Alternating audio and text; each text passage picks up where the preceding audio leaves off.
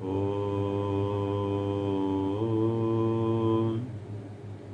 यस्य सूर्यश्चक्षुश्चन्द्रमाश्च पुनर्नवः अग्निं यश्चक्र आस्यं तस्मै ज्येष्ठाय ब्रह्मणे नमः।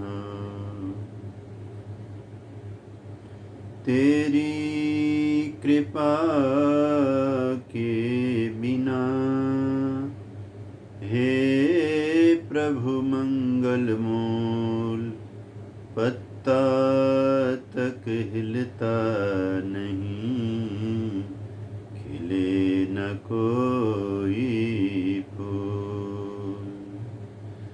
वसुदेव सुतं देवं कंसचाणूरमर्दनं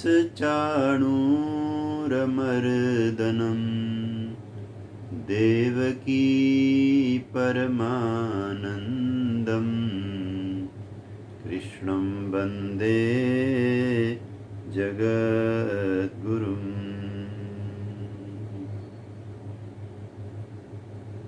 दया तथा आनंद से पूरित जिनका नाम, ऐसे ऋषिवर को मेरा बारंबार प्रणाम।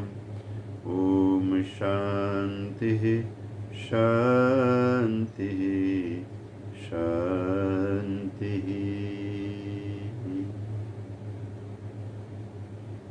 उपस्थित धर्म प्रेमी सज्जनों, श्रीमद् भगवद गीता कथा का ये पावन प्रसंग आप सबके साथ आगे बढ़ रहा है। सचमुच वो लोग धन्य हैं जो अपने जीवन में स्वाध्याय को बहुत महत्व देते हैं, ज्ञान को महत्व देते हैं, चिंतन को महत्व देते हैं, नया नया जो शुभ और कल्याणकारी है उसको सीखना चाहते हैं।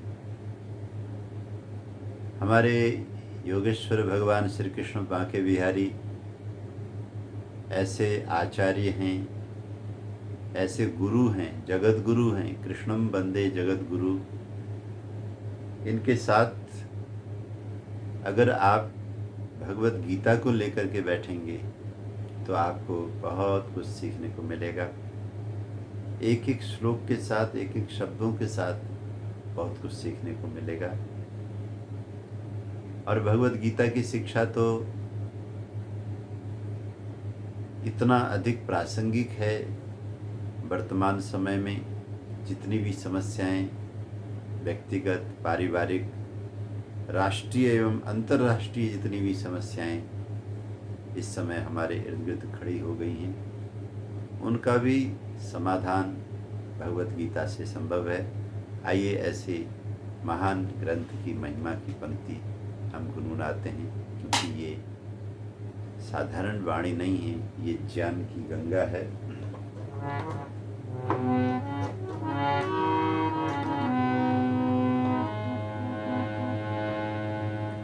ज्ञान की गंगा बहाई है, कृष्ण जी ने गीता गाई है।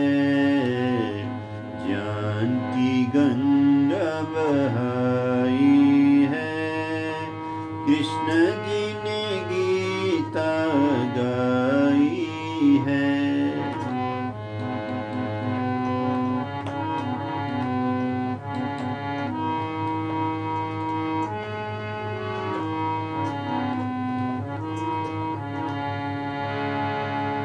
सुख से मोह करना नहीं, दुख से व्यर्थ में डरना नहीं।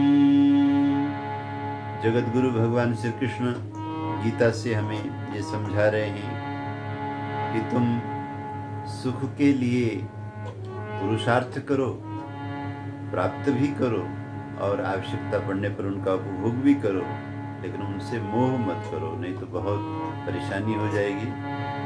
सुख से मोह करना नहीं, दुख से व्यर्थ में डरना नहीं। माया सारी पराई है, कृष्ण जी ने गीता गाई है।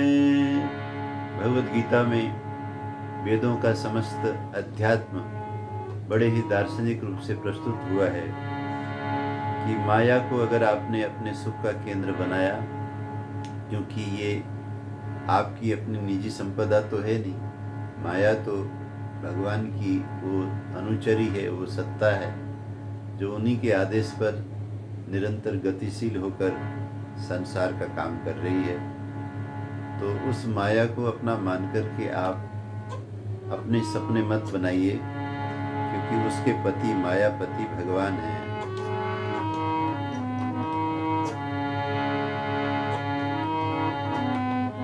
ज्ञान की गंगा बहाई है, कृष्ण जी ने गीता गाई है।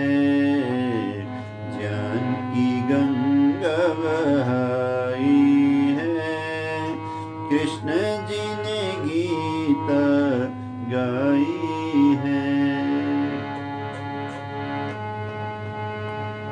जिसने प्रभु को बिसराया, अंत समय वो पछताया। भगवत गीता में भगवान समझाते हैं कि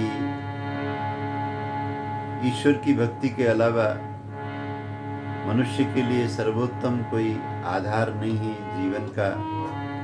माया का आधार तो चलायमान होगा, या तो माया को आप छोड़ के जाएंगे या माया आपको छोड़ करके चली जाएगी। इसलिए अंत समय में पछताना न पड़े, इसलिए समय रहते हुए भक्ति जरूर करना। इसलिए 12वां अध्याय गीता का भक्ति योग अध्याय है। जिसने हरि को बिसराया, अंत समय वो पछताया। आखिर होनी जुदाई है, कृष्ण जी ने गीता गाई है। ज्ञान की गंगा बहाई है, कृष्ण जी ने गीता गाई है। गाई है, गाई है। बोलिए नंदनंदन योगेश्वर श्री कृष्ण भगवान की जय। ऐसी ज्ञान की गंगा बहाई, ऐसा रस बहाया कि इसका पान करते करते मनीषी निरंतर आनंद की अनुभूति करते हैं, अपने जीवन को एक रास्ता उनको प्राप्त होता है। तो आइए हम भी इस गंगा में स्नान करें। भगवद गीता के विगत 6 प्रवचनों में हम पहले अध्याय के 41वें श्लोक तक पहुंच चुके हैं। आज का पाठ 42 में से लेकर अंतिम 47 श्लोक तक का पाठ होगा। प्रथम अध्याय में 47 श्लोक हैं और इस अध्याय का जो सब्जेक्ट है, विषय वस्तु जिसका निष्कर्ष निकाला है व्यास ऋषि ने, वो है अर्जुन विषाद योग।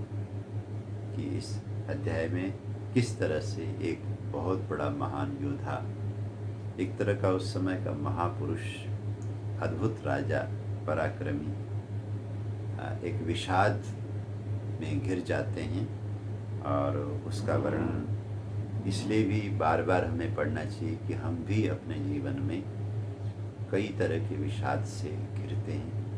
तो उसका इलाज क्या होगा, ये हम अर्जुन विषाद से सीख सकते हैं।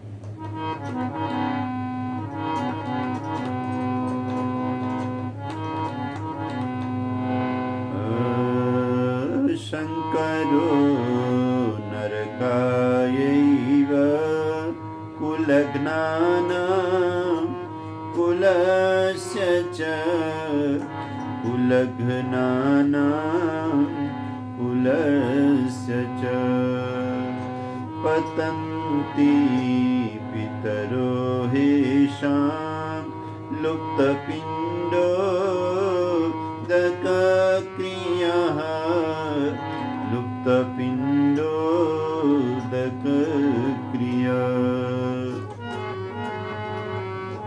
जो वैदिक श्राद्ध है उसका भी रहस्य इस श्लोक में, किस तरह से जो घर में घर का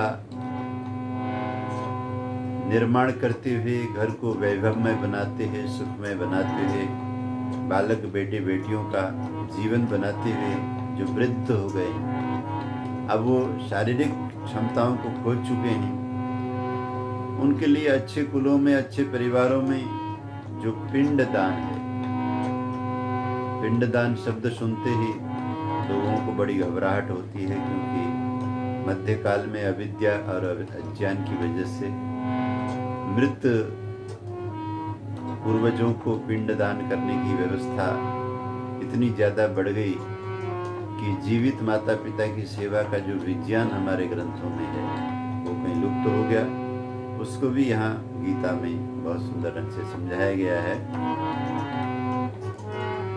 दोषैरेतै कुलघ्नानां वर्णसंकरकारकै वर्णसंकरकारकै उत्साद्यन्ते जातिधर्मः कुलधर्मश्च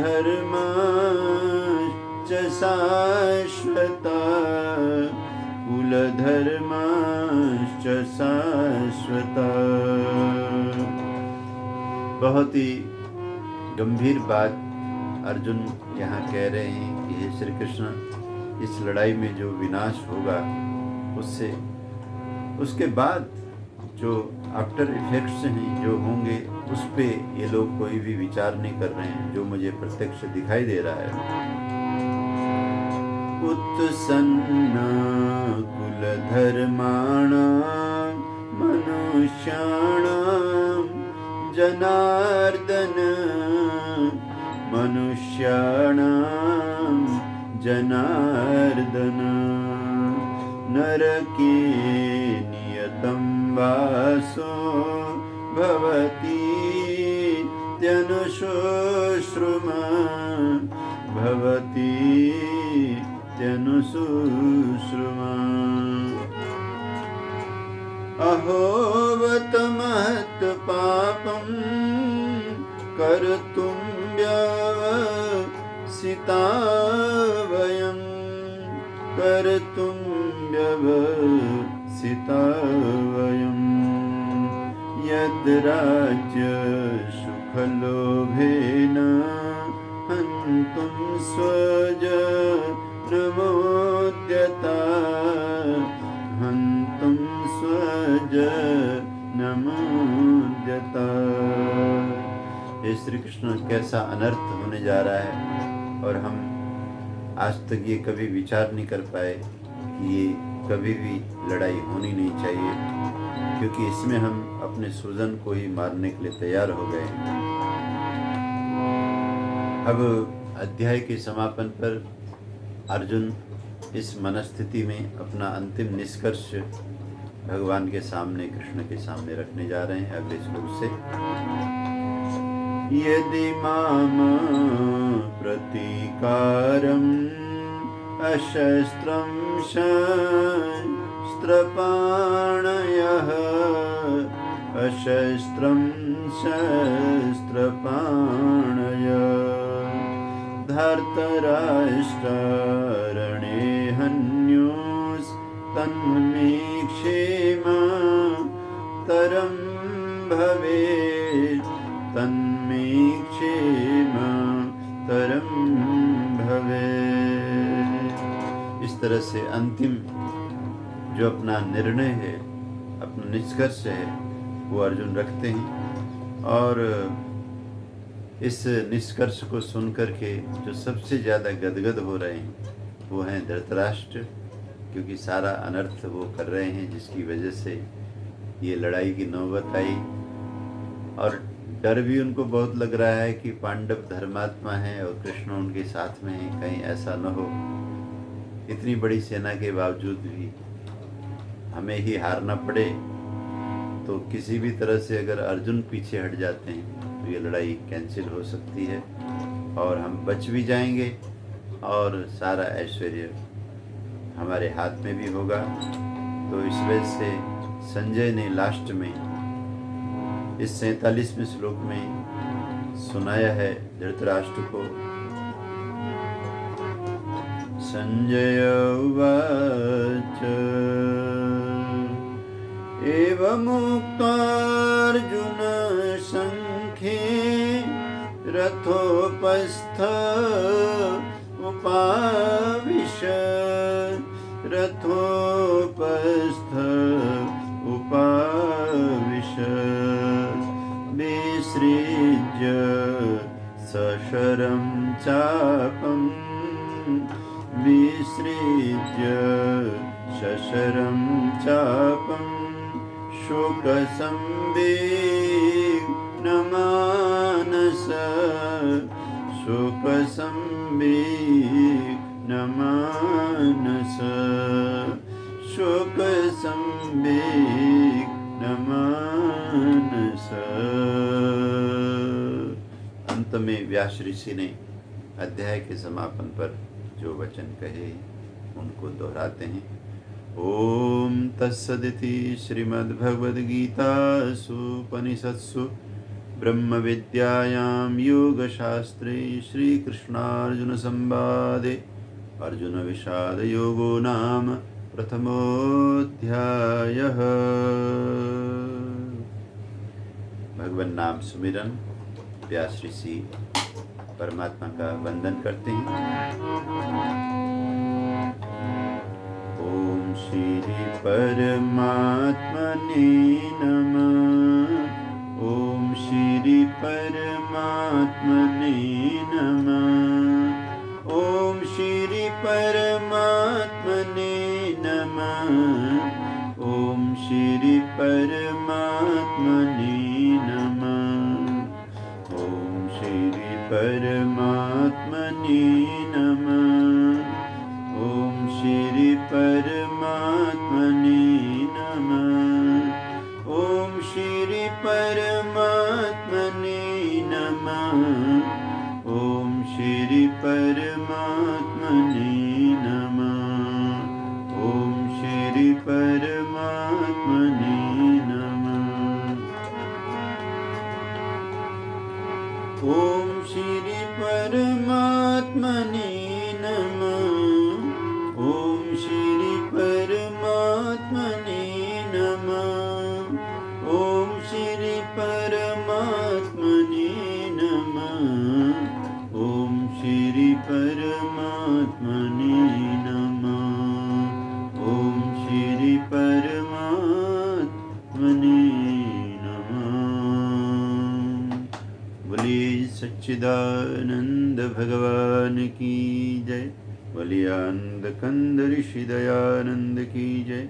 बोलिए भारत माता की जय। जय होनी चाहिए। प्रभु की जय जयकार।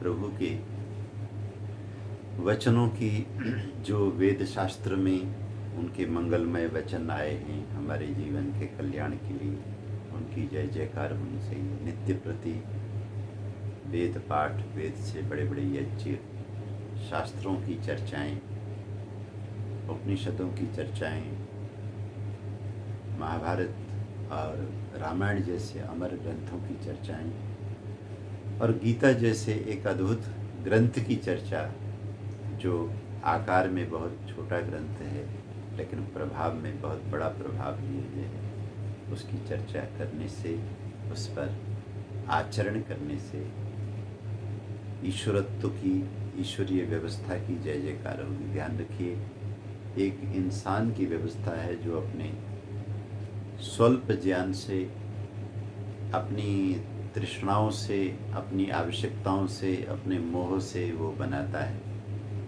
लेकिन वो शाश्वत नहीं होती, क्योंकि आपका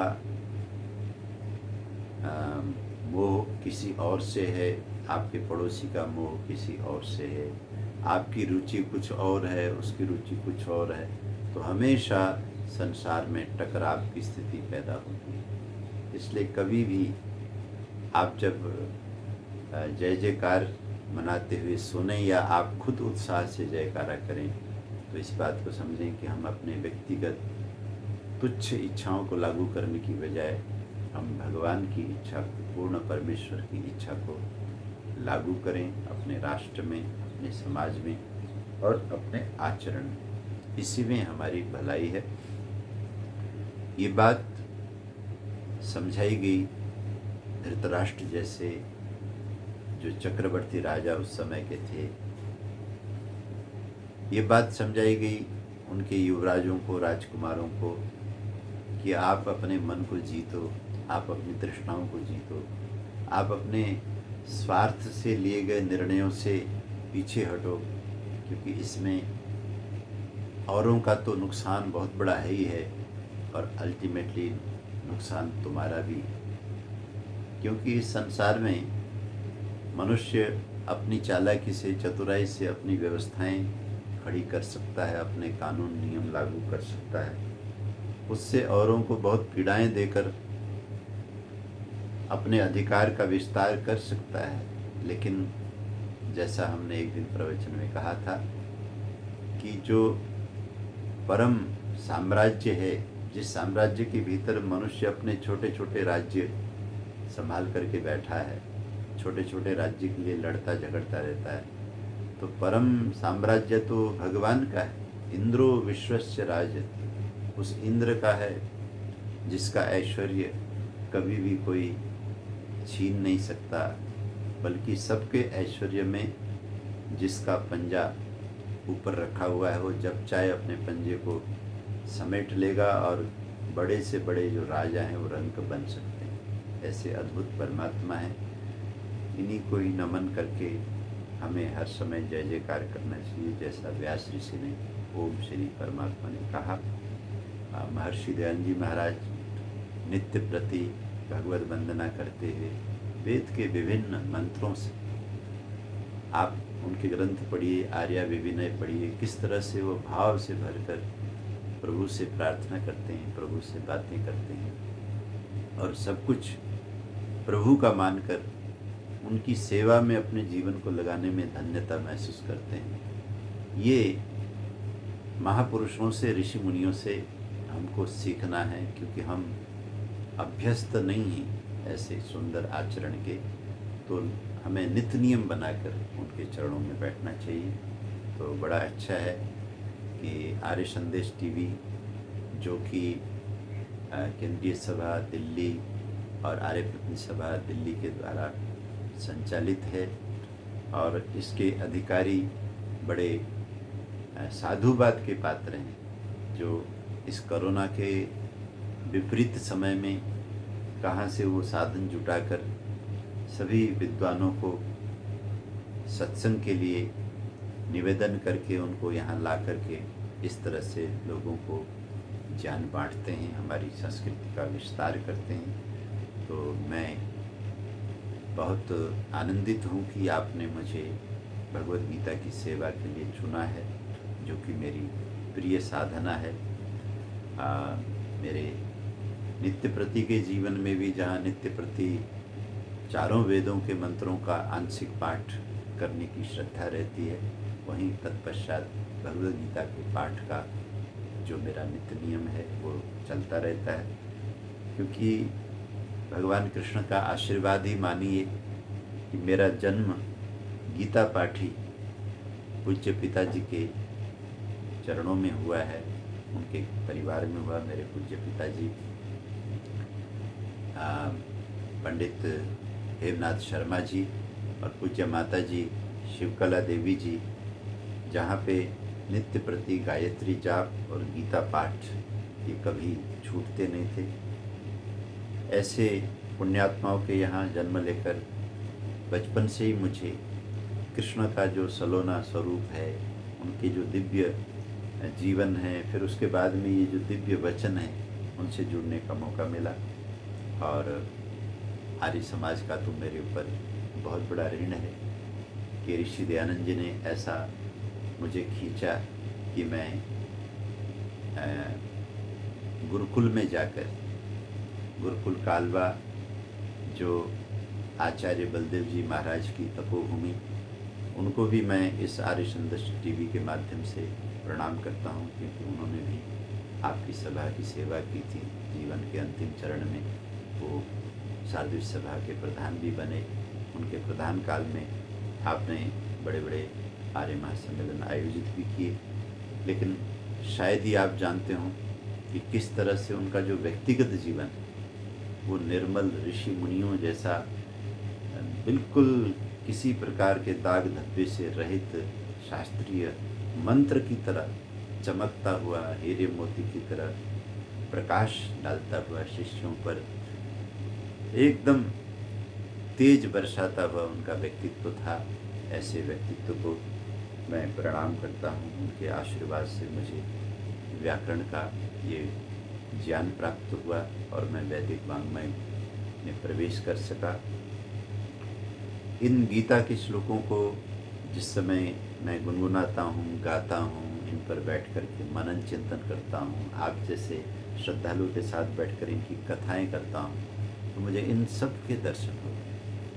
घटकड़वासी सच्चिदानंद भगवान, फिर उनके इस ब्रह्मांड में आई हुई ऐसी दिव्य सत्ताएं, द्वापर युग के भगवान श्री कृष्ण, और उसी युग के अन्य जो व्यास ऋषि, जो क्योंकि गीता कथा के साथ उनका विशेष स्मरण जरूरी है कि उन्होंने हमें ये अमृत इकट्ठा करके श्लोक बना के दिया।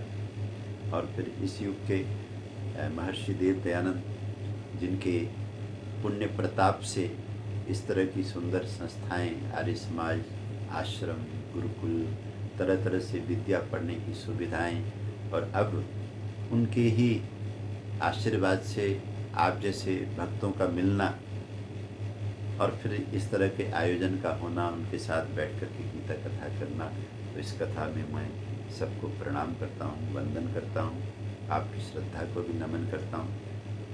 यद्यपि मेरी व्यस्तता है, सभा की इच्छा है कि ये कथा लगातार लंबी चले, अवश्य ही आपकी इच्छा पूर्ण होगी, लेकिन अभी हम इस अध्याय के साथ इस कार्यक्रम को संपन्न करना चाहेंगे। तो इस अध्याय में अंत में देखिए आज की चर्चा है। इसमें कह रहे हैं, अर्जुन कह रहे हैं कि शंकरो शंकर। देखिए दो शंकर हैं, एक शंकर जो नमः शंभवाय च में हम संध्या में पढ़ते हैं, वो तालव्य श से शंकर इसका उच्चारण है, और गीता में ये जो शंकर आया है ये दंत्य स से बना है। शंकर का मतलब होता है मिश्रित, मिलावट।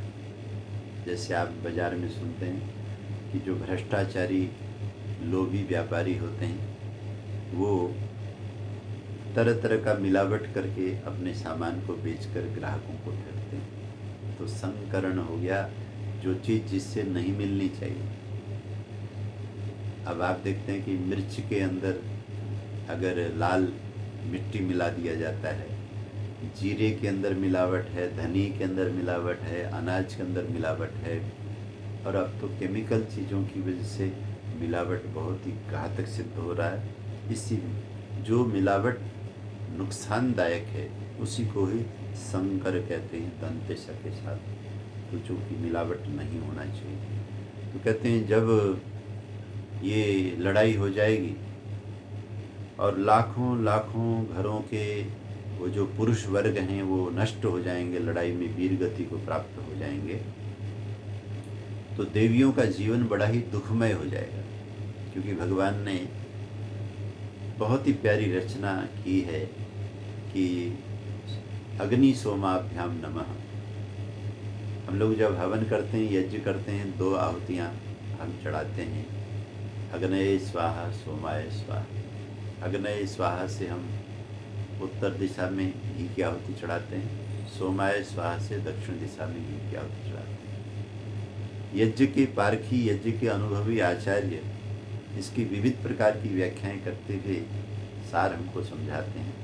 एक व्याख्या बहुत प्यारी है कि ये जो दैनिक हवन है, ये जो हम देवताओं को अपनी कमाई का कुछ अंश देते हैं और ये ब्रह्मांड में जाता है, इससे हम क्या मांग रहे हैं देवताओं से कि हमारे घर में जो अग्नि तत्व को संवर्धित करने वाले पुरुष लोग हैं, मेल बॉडीज, जिसकी एक पूरी लाइन हो जाएगी। मान लीजिए आपके दादाजी होंगे, आपके पिताजी होंगे, चाचा ताया होंगे, और आपके भाई होंगे, आपके बेटे होंगे, आपके पोते पोती होंगे। पुरुष वर्ग की पूरी जो लाइन है वो अग्नि तत्व से निर्मित वर्ग है। तो अग्नि तत्व हमारे घर में हमेशा मजबूती से बना रहना चाहिए। लेकिन ये अग्नि तत्व अधूरा है जब तक सोम तत्व उसके पैरेलल में, उसके साथ में नहीं होती। तो सोम तत्व को धारण कौन करता है? हमारी नारी जाति करती है। हमारी छोटी सी बिटिया वही जब विविध रूप लेने लगती है और उसका संपूर्ण जीवन भगवान के सोम को लेकर के जीवन में सरसता, हरियाली, विकास, उन्नति को फैलाने का काम करता है सोम तत्व। सोमाय स्वाहा। तो हमारे घर में अग्नि तत्व भी सुरक्षित रहे और हमारे घर में सोम तत्व भी सुरक्षित रहे। तो ये सोम तत्व को धारण देवियां करती हैं और अग्नि तत्व का धारण पुरुष करते हैं। तो जब धारण करने वाली सत्ता ही नष्ट हो जाएगी, वो तत्व बचेगा कहाँ? कहीं नहीं बचेगा, वो तत्व खत्म हो जाएगा। जरा बताइए कि बिजली को धारण करके प्रकाश कौन दे रहा है आपके कमरे में? आपका बल्ब दे रहा है, आपकी ट्यूब दे रही है। तो ट्यूबलाइट फूट जाएगी, बल्ब टूट जाएगा, तो बिजली रहेगी कहाँ? आकाश में तो बिजली है, लेकिन आपके कमरे में बिजली नहीं रहेगी। आपके कमरे का उजाला खत्म हो जाएगा। ठीक इसी तरह से भगवान का सोम रस तो व्यापक रूप से सर्वत्र विद्यमान है, लेकिन व्यवहारिक उसकी शक्ति को तो नारी धारण करती है। जब नारी नहीं होगी तो आपके परिवार में, आपके वंश में सोम तत्व का विनाश हो जाएगा। इसी तरह से जब पुरुष नहीं रहेगा तो अग्नि तत्व का विनाश हो जाएगा। तो अग्नि तत्व यानी पुरुष वर्ग का जब विनाश हो जाएगा तो सोम तत्व एक तरह से अनाथ हो जाएगा। उस परिस्थिति में जहाँ कहीं से गलत मलत तरीके से उनको सहारा मिलेगा, वो सहारा लेना पड़ेगा, और सहारा लेते ही संकरता शुरू हो जाएगी, मिश्रण शुरू हो जाएगी। घटिया पुरुष श्रेष्ठ कुल की नारियों के साथ ऐसे संतानों को पैदा करेंगे जिन संतानों की जो क्वालिटीज़ हैं वो बहुत घटिया होगी। हमारे यहाँ विवाह नर नारी का जो गृहस्थ जो है वो अनुकूल गुणकर्म स्वभाव से करने का विज्ञान है, बहुत बड़ा विज्ञान। तो इस विज्ञान से ही हम एक कुलीन परंपरा खड़ी कर सकते हैं, एक श्रेष्ठ समाज को बना सकते हैं, अच्छे राष्ट्र को बना सकते हैं। तो जब उत्तम मेल नहीं होगा, श्रेष्ठ मेल नहीं होगा नर नारी का, तो वर्ण संकरता आ जाएगी। वर्ण संकरता आने से क्या हो जाएगा? नरका एक दुख का, नरक का वातावरण पैदा हो जाएगा। और जो वर्ण संकरता पैदा करते हैं कुलग्न होते हैं। पतंती कुल पितरो हे शाम लुप्त पिंडो तक। ऐसे जो संस्कार विहीन घटिया आत्माएं हैं, क्योंकि ध्यान रखिए इस अस्तित्व में जिस तरह का आप वातावरण बनाएंगे वैसी वैसी चीज़ें आपके पास आ जाएंगी। अगर आप अपने घर में गंदगी रखेंगे तो कीड़े मकोड़े आपको लाने नहीं पड़ेंगे, अपने आप पैदा हो जाएंगे। ठीक इसी तरह आपके घर के अंदर अगर वर्ण संकरता आएगी तो घटिया आत्माएं आपके यहाँ जन्म लेकर सब मर्यादाओं को तहस नहस करेंगी। और उस मर्यादा के तहस नहस होने से जो राष्ट्र की, समाज की जो क्षति होती है वो तो बाहर की क्षति है, लेकिन कुल में ही, घर में ही सबसे बड़ा दयनीय जो दृश्य बनेगा वो है बुजुर्गों का दुखमय जीवन। जो घर के बुजुर्ग हैं जिन्होंने अपना सारा का सारा जीवन उस घर को, उस कुल को बनाने में लगाया है, उनका बुढ़ापा बहुत ही दुखद होगा, क्योंकि लुप्त पिंडोदक क्रिया, क्योंकि शारीरिक क्षमताएं न होने की वजह से उन्हें छोटी छोटी चीज़ों के लिए परिवार के सहयोग की ज़रूरत होती है। एक गिलास पानी भी पीना हो, जिस व्यक्ति ने 3-3 मंजिला बिल्डिंग बनाया, बड़ी बड़ी कारें खड़ी की, फैक्ट्रियां खड़ी की, वो वृद्ध होने पर अपने ही घर में ऐसी स्थिति में आ जाता है कि अपने बिस्तरे से उठकर रसोई से एक गिलास पानी भर कर के ला नहीं सकता। ऐसी स्थिति में उसे पानी देने वाला कोई चाहिए, उसकी व्यवस्था करने वाला कोई चाहिए। भूख लगने पर वो अपने लिए रोटी बनाना या ब्रेड सेक करके खाना या एक कप चाय बनाना भी उसके लिए संभव नहीं होगा। तो उसका जो खाद्य और प्रयोग का सामान है वो हालांकि है वो बहुत थोड़ा, अब उससे उतना खाया नहीं जाता, उससे अब उतने कपड़े पहने नहीं जाते। जिसके पास अलमारियाँ भरी पड़ी हैं, तरह तरह के ड्रेस को पहनकर चमकता हुआ घूमता था, वही वृद्ध होने के बाद 2-3 जोड़े पैजामा कुर्ते के साथ अपना समय बिताता है। तो अब तो ज़रूरत मुट्ठी भर रहेगी, पिंड भर रहेगी। भोजन भी अब शरीर क्योंकि चाहता नहीं, पेट खराब रहता है, तो भोजन भी उसे कभी खिचड़ी ले ली, कभी फल लिया, कभी जूस लिया, मुट्ठी भर ज़रूरत। ये जो स्वतः वृद्धावस्था में प्राप्त कुलीन घरों के बुजुर्गों की जो मुट्ठी भर ज़रूरत है, उसी को पिंड कहा और उसी को उदक क्रिय कहा। उनकी सेवा में जो उनकी बहुत थोड़ी ज़रूरतें हैं, वो ज़रूरतें समय पर प्यार से, श्रद्धा से परिवार में दिया जाए, उनकी सेवा हो जाए, उनका आशीर्वाद लेकर के घर को धन्य बनाया जाए। ऐसे कुल महाभारत के काल में ऐसे कुल सबके कुल थे, सभी कुलीन लोग थे, सभी घर में बुजुर्गों की सेवा करते थे। और इसे कहते हैं पितृयज्ञ।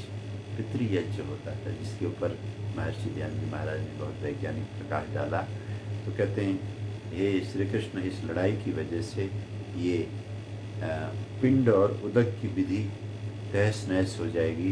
दोषई रेते कुलग्नानाम वर्ण संकर कारके, वर्ण को जो कि ब्राह्मण वर्ण में ब्राह्मण प्रवृत्ति की ही आत्माओं के आने से एक क्रम चलता है, क्षत्रिय वर्ण में क्षत्रिय प्रवृत्ति के बच्चों बेटे बेटी के आने से एक शूरवीर लोगों का वर्ग खड़ा होता है, वैश्य वर्ग में व्यापारी वर्ग में बहुत ही बुद्धिमान कुशल व्यापारी आत्माओं के आने से एक बहुत कुलीन परंपरा का समाज खड़ा होता है। इसी तरह श्रमिक वर्ग में बहुत ईमानदारी के साथ मेहनत करके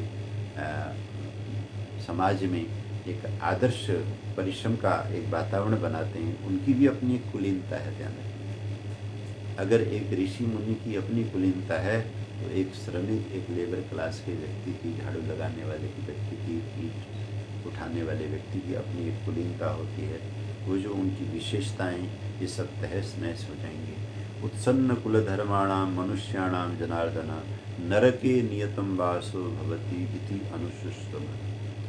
जिनके कुल धर्म नष्ट हो गए, मानवीय श्रेष्ठ परंपराएं तहस नहस हो गईं, उनके अंदर चरित्रहीनता, झूठ, फरेब, दूसरों पर ब्लेम करना, दूसरों का छीनना, तरह तरह की काल्पनिक तरीके से अपने सुख का जाल बुनना, इस तरह से जब ये करने लग जाएंगे तो अहो बत महत् पापम कर्तुम व्यवसिता वयम, कि हे श्री कृष्ण, फिर तो एक नरक में वास करने की व्यवस्था हो जाएगी। जीते जी एक तरह का नरक देखेंगे, क्योंकि उस नरक में रहते हुए पाप ही पाप बहुत होंगे, और मरने के बाद एक दूसरा नरक मिल जाएगा।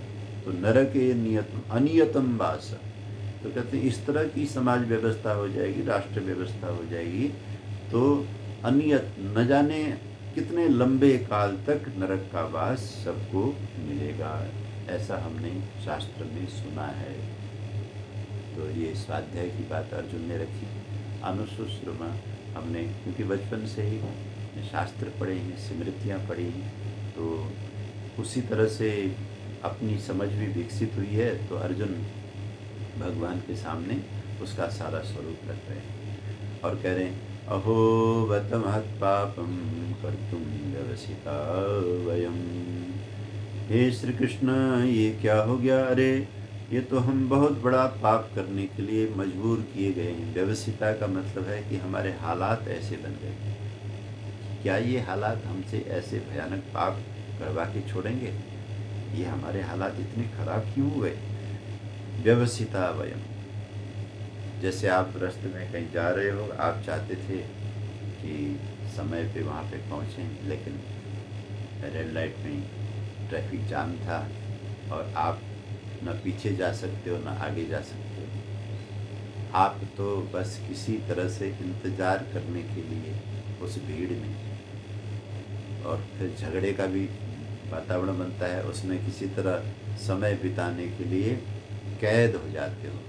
आपकी बस का कुछ नहीं, आपकी गाड़ी दौड़ सकती है, नहीं दौड़ा सकते, आपको उस जगह का पता है, पहुंच सकते हो, नहीं जा सकते, पीछे लेके दूसरा रास्ता लेना आप जानते हो, पीछे भी रास्ता नहीं, तो आप पूरी तरह से ट्रैफिक में, जैम में बंध जाते हो। इसी तरह कभी कभी इंसान के कर्मों का खेल ऐसा हो जाता है कि वो कुछ कर्म करने के लिए बाध्य हो जाता है।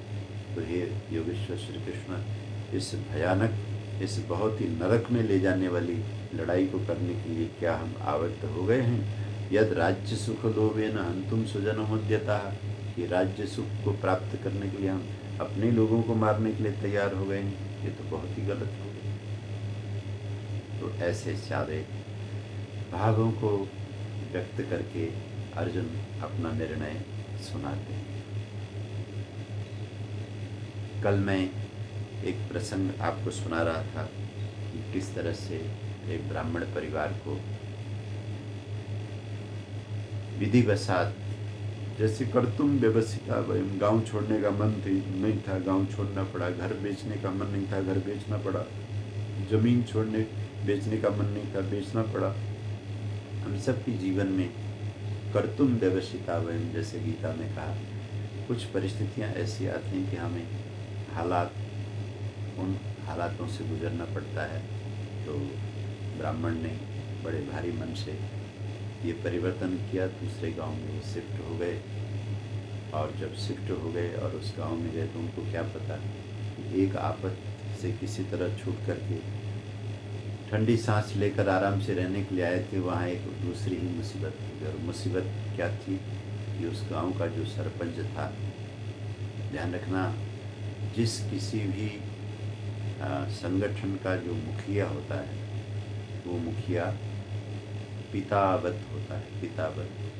क्योंकि अभी कुल चर्चा चल रही है, तो हमारा अपना छोटा छोटा परिवार समाज का ही तो हिस्सा है, और वो छोटा सा समाज उस ब्लॉक का हिस्सा है।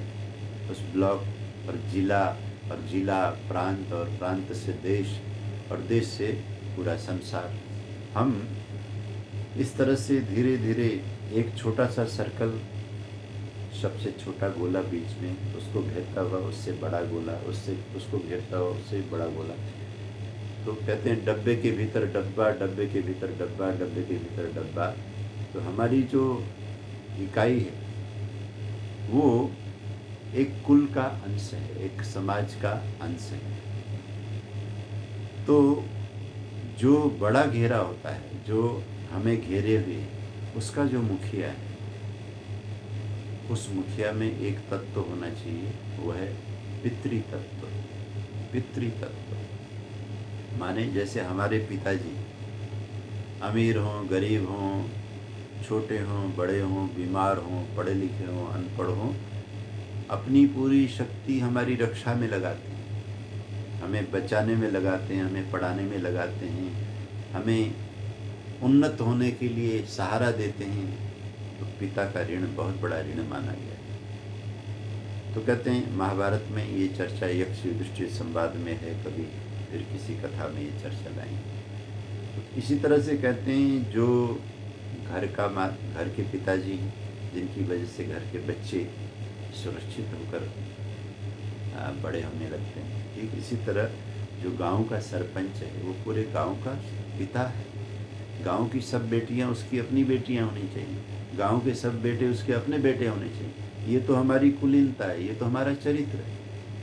लेकिन जैसा गीता में इंसान के घटियापन की संभावना को लेकर अर्जुन ने बहुत बड़ा दुख जताया है, वो घटियापन जब आता है फिर आदमी वैसा नहीं रहता। तो जिस गांव में ब्राह्मण परिवार शिफ्ट हुआ, वो जो सरपंच था वो चरित्रहीन था, परिवार वाला है, पत्नी वाला है, बच्चों वाला है, लेकिन जैसे पहली बार ब्राह्मण की बेटी को उसने देखा, उसके दिव्य सौंदर्य को देखकर भगवान को नमन करने के बजाय, हम लोग जब गायत्री जपते हैं तो भगवान के वरेण्य रूप को नमन करते हैं। तत्सवितुर्वरेण्यम भर्गो देवस्य धीमहि धियो यो न प्रचोदयात्। जो कुछ भी सुंदरता है मेरे देव, मेरे वरेण्य प्रभु, उसके पीछे आप खड़े हैं, उस सुंदरता के पीछे आपको ही हम नमन करते हैं। इस भाव से सुंदरता का दर्शन करता है पिता अपनी सुंदर बेटी को देखकर, बहनों को देखकर, अड़ोसी पड़ोसी जितनी भी सुंदरताएं ब्यूटियां जगत में हैं, तभी आप चरित्रवान रहते हैं। लेकिन उस पापी व्यक्ति ने भोग की दृष्टि से नज़र डाला और पता तो लग गया बिटिया को, उसने अपने पिता से चर्चा की, परिवार डरने लगा। माता पिता आपस में चर्चा करते हैं कि एक बहुत बड़ा दुख टालने के लिए हमने इतना सुंदर गांव छोड़ा, जहाँ का सरपंच देवताओं जैसा आदमी था, सुख दुख में हमें संभालते थे, और अब ये क्या हो गया कि हमने अपने हाथों से अपने लिए नर्क ढूंढा। गांव का सरपंच चरित्रविहीन है, बिटिया के सतीत्व हरण के पीछे ये लगा हुआ है।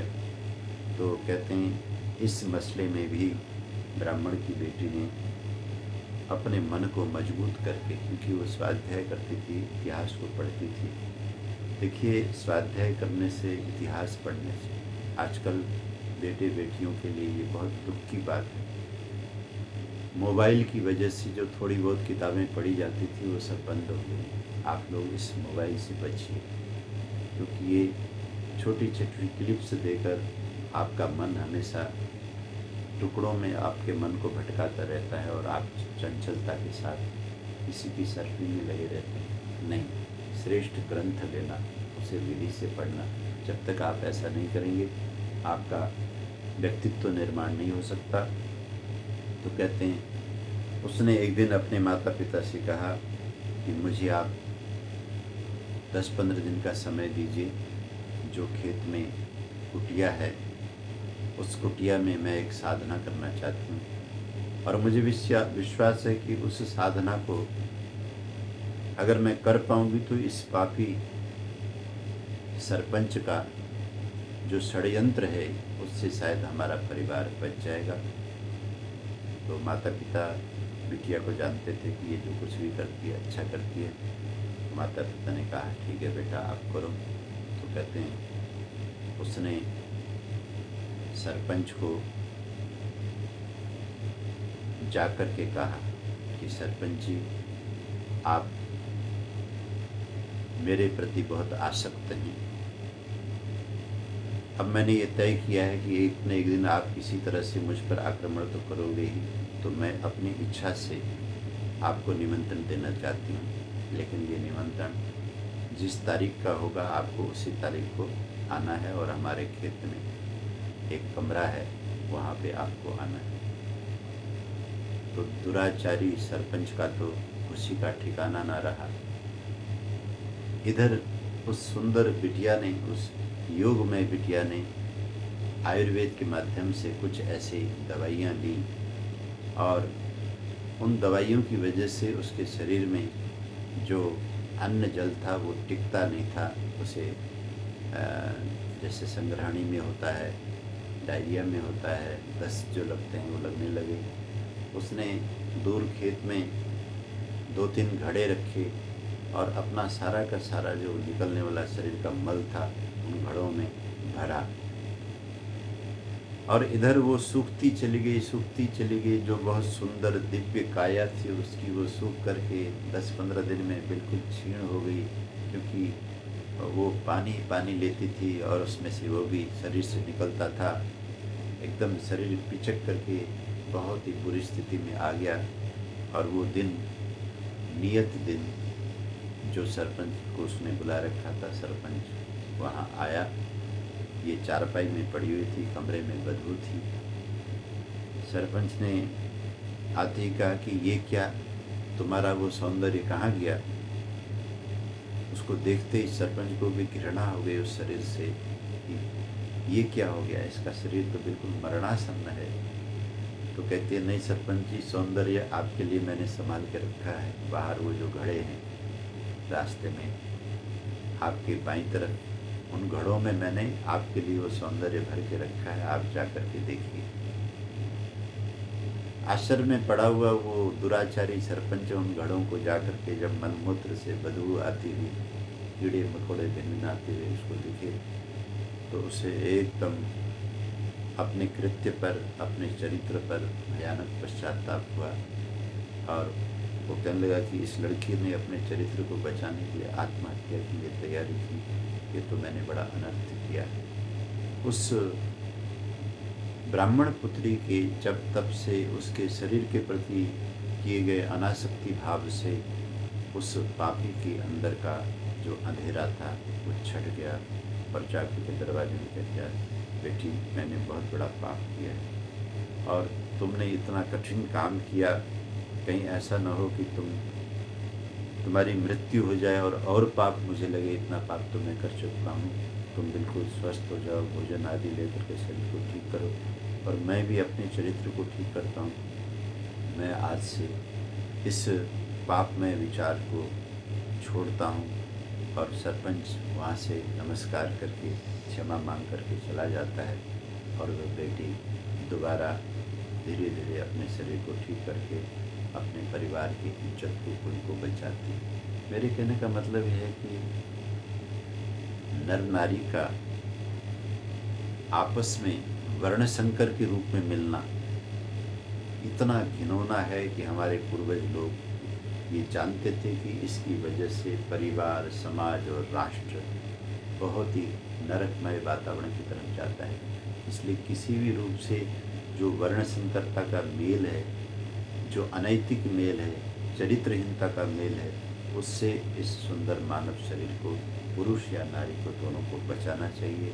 और लड़ाई होने से इसकी संभावनाएं बनती हैं, और उसकी वजह से जो एक मर्यादा विहीन सोसाइटी खड़ी हो जाएगी, उसको देख करके अर्जुन अपनी घोषणा सुनाते हैं कि हे श्री कृष्ण, यदि माम अप्रतीकारम अशस्त्रम शस्त्रपाणय धार्तराष्ट्रारण्य दुष्तन्मे क्षेमतरम भवेत्।